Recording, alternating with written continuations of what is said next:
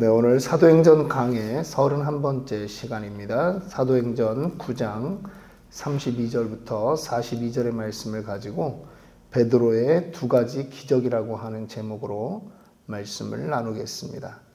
지난 시간에는 우리 사도 바울이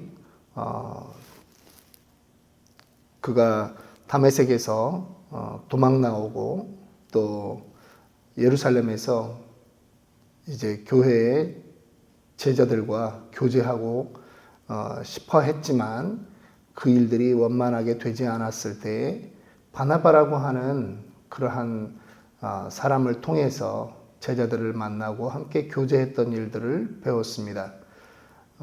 우리 역시도 누군가를 주께로 인도할 뿐만 아니라 또 교회 공동체 또 이웃들에게 함께 그렇게 인도하는 그러한 존재들이 되어야 합니다.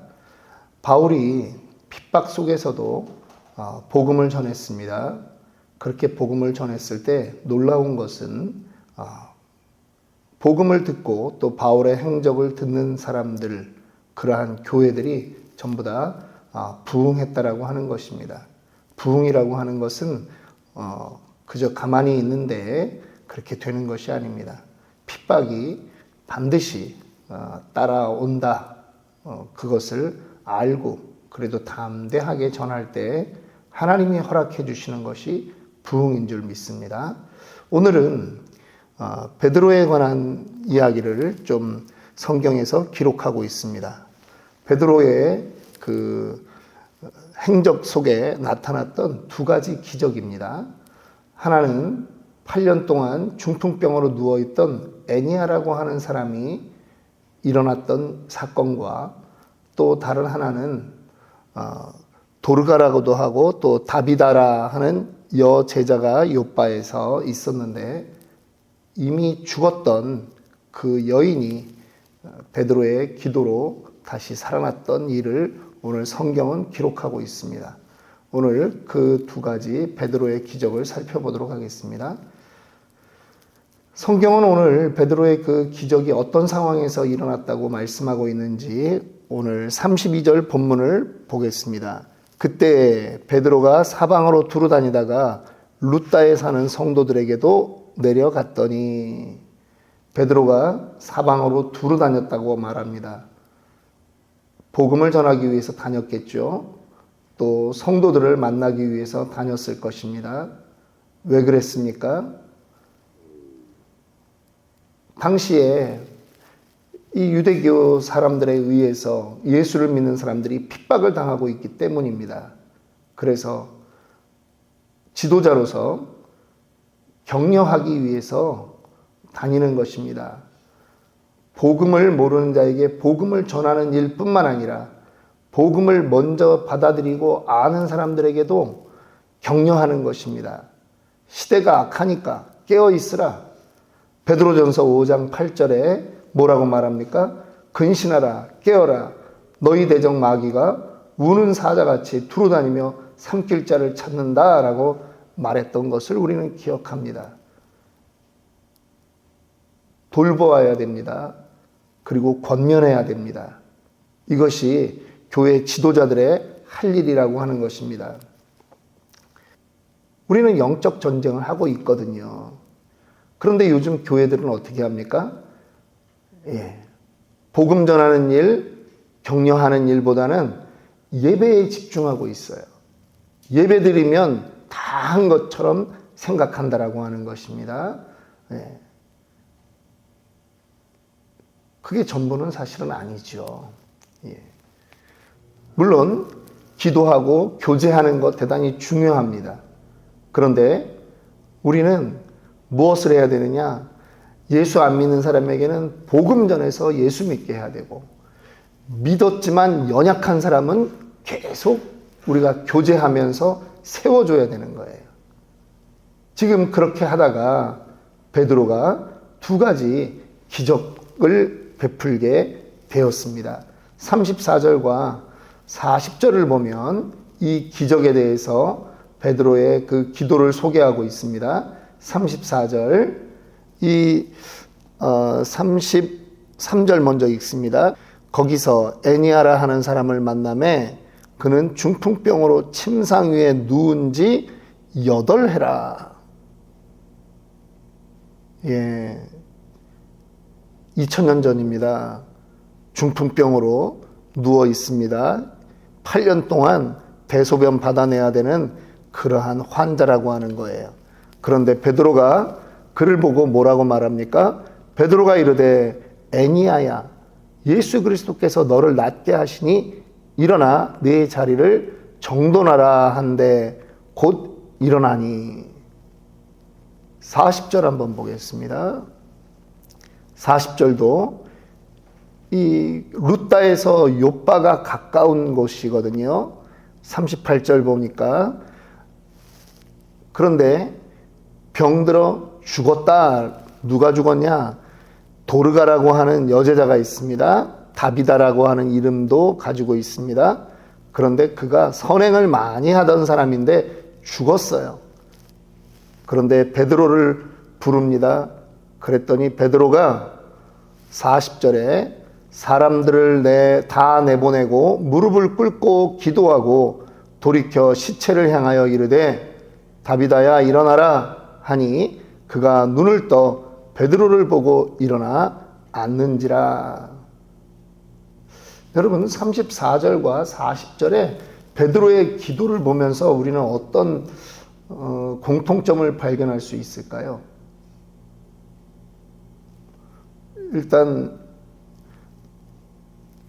환자한테 8년 된 환자한테 기도한다는 것은 이해가 되는데 이미 죽어 있고 살아있을 때 지은 속옷과 겉옷을 지금 입히려고 하는 죽은 시체에게 기도하는 것은 우리의 상식에서 좀 벗어나니까 힘들기는 합니다만 어쨌든 베드로의 기도를 보면 하나님께 하나님 살려주세요 이렇게 기도하지 않았다라고 하는 거예요. 공통점이 있어요. 기도의 문장에 공통점이 있는데 그거는 무슨 기도냐 하면 간구형 살려주세요, 낫게 해주세요, 고쳐주세요 이런 기도가 아니라 명령형 기도를 했다라고 하는 거예요. 일어나라. 시체를 향해서 다비다야 일어나라. 애니아야 예수 그리스도께서 너를 낫게 하시니 일어나라. 내 자리를 정돈하라. 지금 명령형 기도를 했다라고 하는 것입니다. 베드로가 어떻게 이렇게 기도를 할 수 있었을까요? 예수님한테 배운 대로 하는 거, 배운 대로 하는 것입니다. 예수님은요, 주기도문만 가르쳐 준 게 아닙니다. 예수님은 평상시에 명령형 기도도 하셨습니다. 물론 예수님도 하나님께 간구형 기도를 했습니다. 요한복음 17장 이런 데 보면 예수님의 그 기도가 구구절절하게 다 기록되어 있습니다. 그런데 간구형 기도만 한 게 아니라 명령형 스타일의 기도를 했죠. 무화과 나무가 예수님이 시장에서 거기서 열매를 얻으려고 했다가 없자 예수님이 저주했습니다. 그랬더니 뿌리부터 말라버렸습니다. 제자들이 이 일이 어떻게 됐습니까? 라고 묻자 마태복음 21장 21절 22절에 뭐라고 말씀하죠? 내가 진실로 너희에게 이르노니 만일 너희가 믿음이 있고 의심하지 아니하면 이 무화과 나무에게 된 이런 일만 할 뿐 아니라 이 산더러 들려 바다에 던지라 하여도 될 것이요 너희가 기도할 때에 무엇이든지 믿고 구하는 것은 다 받으리라 하신지라. 산이 바다로 가도록 명령하면 된다라고 하는 것입니다. 오늘 본문에 나와 있는 것처럼 명령 기도는 병든 자를 고치고 죽은 자를 일으키는 능력이 있습니다. 베드로만 그렇게 할 수 있는 것이 아닙니다. 목회자만 할 수 있는 것이 아닙니다. 성도들도 명령하는 기도를 배워야 합니다. 그런데 오늘 제가 이 새벽 설교지만 잠에 빠져가지고 잠을 들었는데 계속 뒤척이면서 제가 이 본문이 이해가 잘 안 되는 겁니다. 제 상식에서는 아픈 사람한테는 기도를 하지만 죽은 사람 일어나라고 제가 기도해 본 적이 없거든요. 왜 그랬느냐? 우리의 믿음이 그렇게 안 돼 있거든요. 그리고 우리는 그렇게 기도한다고 살아난다 이렇게 생각을 안 하거든요. 책이 한 권 생각났습니다. 도시의 역사라고 하는 책이 있습니다. 뭐 신앙서적은 아니에요. 그런데 이 도시의 역사라고 하는 이 책은 이 도시가 생기면서 발전하고 그러면서 어떻게 문명화되어 가는가 이런 거에 대한 이제 내용들을 썼는데 거기에 이제 우리 신앙적으로 보았을 때 관련 있는 부분이 있어서 좀 소개를 하려고 합니다. 뭐냐면 이 사람들이 흩어져 살 때는 신적인 기적이 많이 발생한다라고 하는 거예요. 그런데 모여 살면서 그들이 학교를 만들고 또 재단을 만들고 종교적인 의례 행사들을 만들 수 있는 그런 재단을 만들고 그 다음에 병원이 들어서고 사람을 치유하는 전문적인 지식이 있는 사람들이 모이고 나서부터는 어떤 일이 적어지냐 하면 기적적인 치유 사건이 적어진다라고 하는 거예요. 이건 믿지 않는 사람들이 쓴 책입니다. 그냥 문명사적으로 이렇게 고민했을 때 그런 이야기를 하는 거예요. 왜 그러냐? 사람들이 옛날에는 텐트 치고 살고 그 다음에 그냥 떨어져서 그렇게 살 때는 기도한다라고 하는 거예요. 그런데 모여 살면서는 서로 의지하는 거죠. 달란트 있는 사람을 의지하고 그런 치유의 능력 있는 사람, 의사들 의지한다라고 하는 거예요. 그러니까 기적에 대한 보고가 훨씬 줄어든다라고 하는 거죠. 당연히 맞는 말이라고 생각이 됩니다. 지금도 도시화되지 못한 그러한 지역에서는 선교사님들의 그러한 보고들이 많이 올라오고 있어요. 놀랍게 기도하고 찬양했는데 놀랍게 사람들이 병에서 고침받는 그러한 일들에 대한 보고들이 많이 되어 있습니다. 우리는요, 병원을 찾는 게 나쁜 게 아닙니다. 찾아야 됩니다. 병원 가야 되는 거 괜찮은 겁니다. 하나님이 주신 지혜로 하나님이 과학과 또 하나님이 주신 그러한 일반 은총으로 이 사람들이 치료할 수 있는 일들이 늘어나고 있거든요. 그런데 거기에서 우리가 먼저 생각해야 된다라고 하는 게 있는 거예요. 병원을 먼저 찾고 있느냐 아니면 믿음으로 기도하고 있느냐. 그래서 이런 말도 있잖아요. 하나님이 암은 잘 고치는데 감기는 못 고친다고 그러잖아요. 암이 생기면 야 이거 큰일 났구나 하고 기도하는데 감기 걸렸으면 기도하라는 말을 안 한다라고 하는 거예요. 야 빨리 감기약 먹어.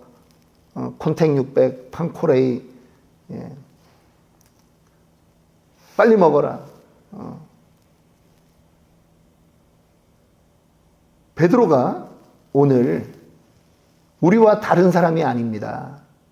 베드로는 우리보다 훨씬 더 겁이 많았던 사람이고 두려워해서 예수님 돌아가시기 전에 3번 부인까지 했던 사람입니다.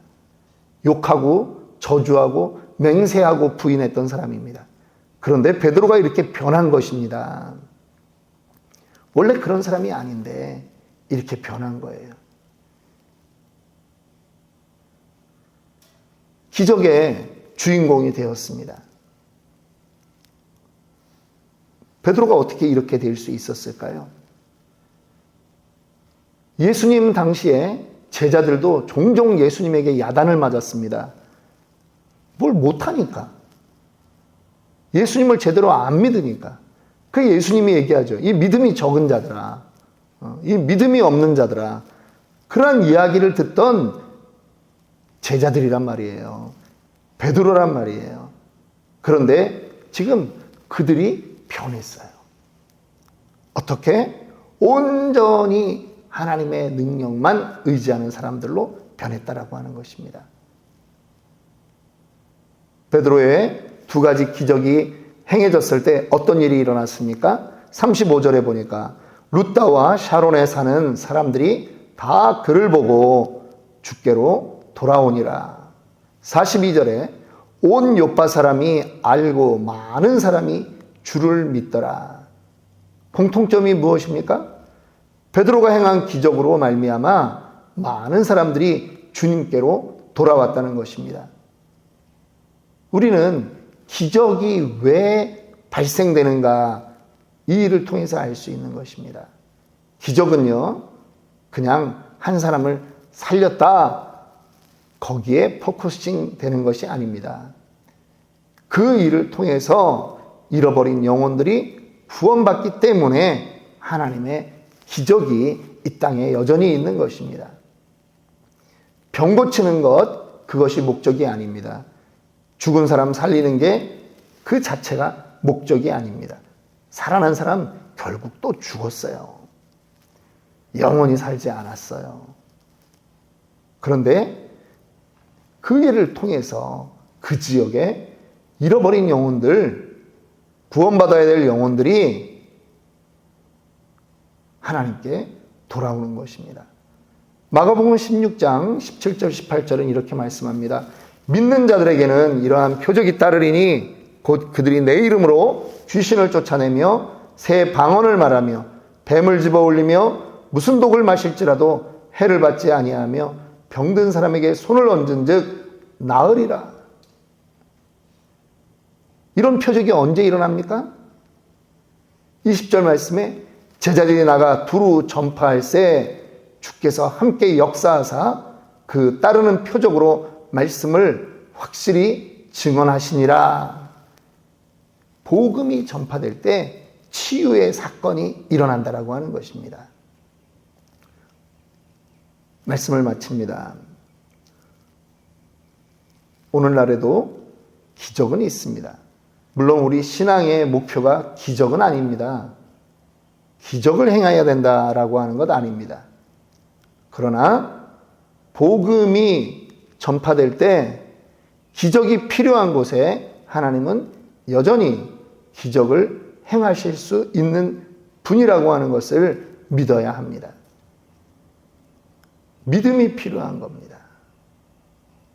그래서 정말 이와 같은 일들을 통해서 우리 연약한 자들이 믿음이 흔들리지 않고 하나님께만 집중되고 또 복음이 또 흘러갈 수 있도록 위해서 기도해 주시기를 원합니다. 특별히 오늘 우리가 배워야 되는 기도의 스타일이 있습니다. 명령형 기도를 배웁시다. 예수님이 하셨던 기도의 여러 가지 모양 중에 하나입니다. 병마를 저주하고 물러가라고 명령하십시오. 문제가 있습니까? 그 문제 뒤에 있는 영적 권세에 물러가라 명령하십시오. 하나님이 우리에게 그런 권세를 주셨습니다. 우리가 하나님의 자녀입니다. 오늘 특별히 수요일입니다. 선교지에 우리 8군데 후원하고 있고 또 더 많은 곳에 후원하기를 사모하고 있는데 선교지에 이러한 일들이 일어나도록 선교사들을 힘주시옵소서. 우리 주여 칠창하고 함께 기도하도록 하겠습니다.